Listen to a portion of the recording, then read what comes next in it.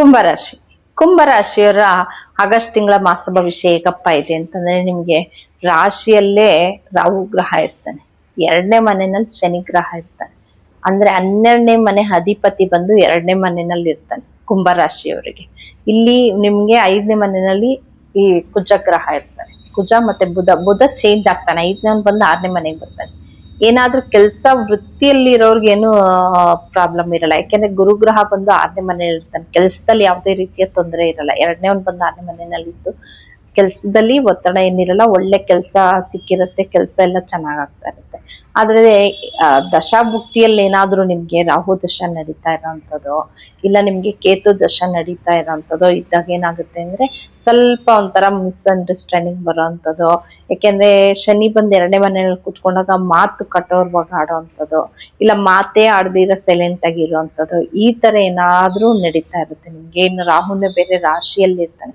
ಹೆಂಗಪ್ಪ ಅಂದ್ರೆ ರಾಶಿಯಲ್ಲೇ ರಾಹು ಗ್ರಹ ಇರೋದ್ರಿಂದ ಸ್ವಲ್ಪ ಬೇಡದೇ ಇರೋಂಥದ್ದು ಕೈ ಹಾಕೋಂಥದ್ದು ಜಾಸ್ತಿ ಇರುತ್ತೆ, ಬೇಡದೇ ಇರೋ ಮಾತುಗಳಾಡೋಂಥದ್ದು ಜಾಸ್ತಿ ಇರುತ್ತೆ. 2ನೇ ಮನೆಯಲ್ಲಿ ಶನಿನೂ ಇದ್ದಾನೆ, ನಿಮ್ಗೆ ನಿಮ್ ರಾಶಿಯಲ್ಲೇ ರಾಹುನು ಇದ್ದಾನೆ. ಬೇಡದೆ ಮಾತಾಡೋಂಥದ್ದು, ಬೇಡದೆ ಇರೋದಕ್ಕೆ ಏನೋ ಒಂದ್ ಕೆಲ್ಸಕ್ಕೆ ಆಗಿಲ್ಲ ಅಂತಂದ್ರು ಒಪ್ಕೊಂಡು ನಾನ್ ಮಾಡ್ತೀನಿ, ನಾನ್ ಕೊಡ್ತೀನಿ ಅನ್ನೋಂಥದ್ದು ಈ ತರ ಎಲ್ಲ ಆಗ್ತಾ ಇರುತ್ತೆ. ಆದಷ್ಟು ಅದನ್ನ ನೋಡ್ಕೊಂಡು ನೀವು ಇದ್ ಮಾಡೋದು ಉತ್ತಮ ಅಂತಾನೆ ಹೇಳ್ತೀನಿ. ಅದ್ರಲ್ಲಿ ನಿಮ್ಗೆ ಹೆಂಗೆ ಅಂದ್ರೆ 7ನೇ ಮನೆಯಲ್ಲಿ ಕೇತು ಗ್ರಹ ಇರೋದ್ರಿಂದ ಸಪ್ತಮದಲ್ಲಿ ಗಂಡ ಹೆಂಡ್ತಿರು ಯಾರು ಇರ್ತಿರೋ ಅವ್ರಿಗೆ ಅದ್ರ ಒಂಥರ ಕೇತು ದಶಾಭುಕ್ತಿ ಏನಾದ್ರು ನಡೀತಾ ಇತ್ತು ಅಂದ್ರೆ ಜಗಳಗಳು ಜಾಸ್ತಿ ಆಗ್ತಾ ಇರುತ್ತೆ. ವಿಚ್ಛೇದನಕ್ಕೆ ಹೋಗೋ ಅಷ್ಟು ವಿಪರೀತಕ್ಕೆ ಹೋಗುತ್ತೆ. ಆದಷ್ಟು ನೀವೇ ಸ್ವಲ್ಪ ಸುಮ್ನೆ ಸಮಾಧಾನವಾಗಿರೋದನ್ನ ಒಳ್ಳೇದು ಅಂತಾನೆ ಹೇಳ್ತೀನಿ. ಅದ್ರಲ್ಲಿ 8ನೇ ಮನೆಯಲ್ಲಿ ಶುಕ್ರ ಗ್ರಹ ಇರ್ತಾನೆ. 4ನೇ ಮನೆ ಅಧಿಪತಿ ಶುಕ್ರ ಗ್ರಹ ಬಂದು ನಿಮ್ಗೆ 8ನೇ ಮನೆಯಲ್ಲಿ ಇರ್ತಾನೆ.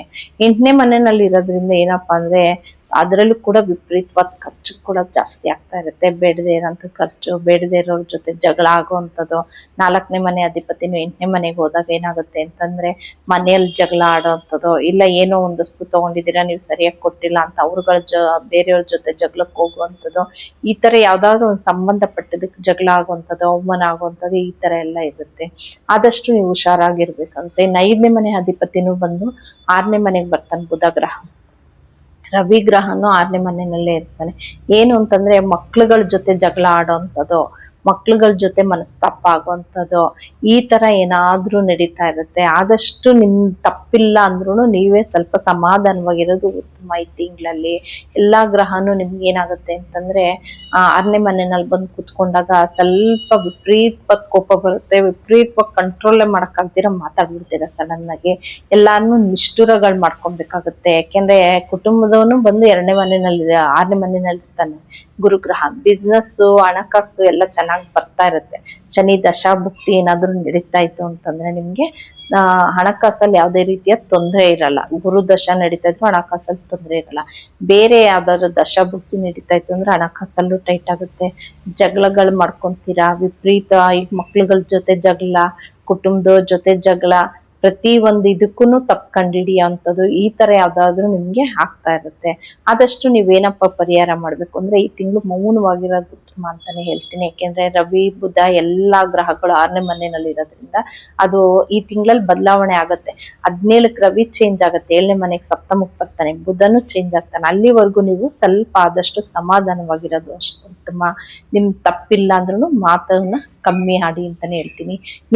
ನೀವು ಕೂಡ ಏನಪ್ಪ ಪರಿಹಾರ ಮಾಡ್ಕೊಬೇಕು ಅಂತಂದ್ರೆ ಕುಂಭರಾಶಿಯವರು ಆದಷ್ಟು ಹೆಸರು ಕಾಳು ಮತ್ತೆ ಗೋಧಿಯನ್ನ ನೀವು ಯಾವ್ದಾದ್ರು ವಿಷ್ಣುವಿನ ದೇವಸ್ಥಾನಕ್ಕೆ ದಾನ ಮಾಡ್ತಾ ಬನ್ನಿ. ಪ್ರತಿ ಬುಧವಾರ ಹೋಗಿ ಹೆಸರು ಕಾಳು ಮತ್ತೆ ಗೋಧಿ 2 ಕೊಟ್ಟು ಒಂದ್ ಅರ್ಚನೆ ಮಾಡಿಸ್ಕೊಂಡ್ ಬರೋದು ಉತ್ತಮ ಅಂತ ಹೇಳ್ತೀನಿ. ಇದಿಷ್ಟು ಬಂದು ಕುಂಭರಾಶಿಯವರ ಮಾಸ ಭವಿಷ್ಯ.